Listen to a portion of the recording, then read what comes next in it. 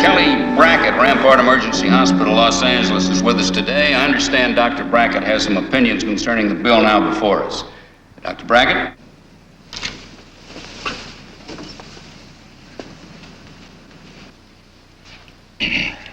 Thank you, Mr. Chairman.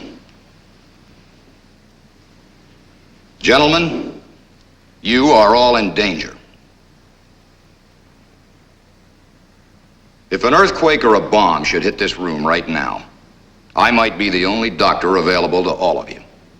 Oh, sure, independently owned ambulances with attendants would be here in a few minutes, and rescue units from the fire department. But all they could do is carry you off to where another doctor is waiting. I wonder if you could all last that long. Now, what about first aid? Oh, sure, these men are permitted to render some elementary first aid, like your mother did when some kid bloodied your nose, or your wife when she pulled a sliver out of your finger. Have any of you seen a freeway accident lately? I mean close up, where you can't tell the bodies from the steel. Or have any of you had a heart attack recently? 70% of all cardiac cases never live long enough to reach a hospital. How do you think your mother or your wife or the good guy next door would make out under those conditions? Well, those are the conditions we're talking about.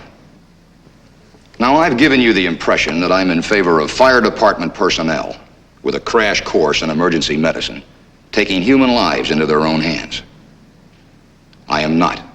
I'd like to see a specialist handling every bloody nose, so we'd know whether it was the result of a good right cross or a tumor.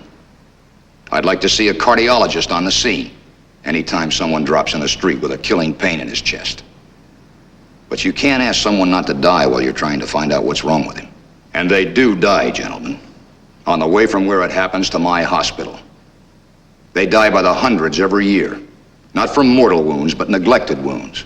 Not from incompetence or indifference, but from time, from lack of time.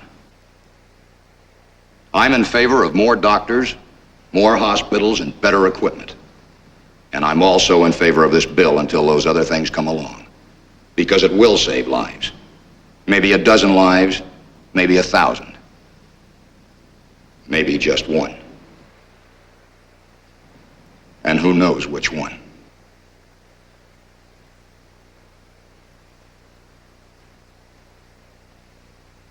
Thank you, gentlemen, for your time.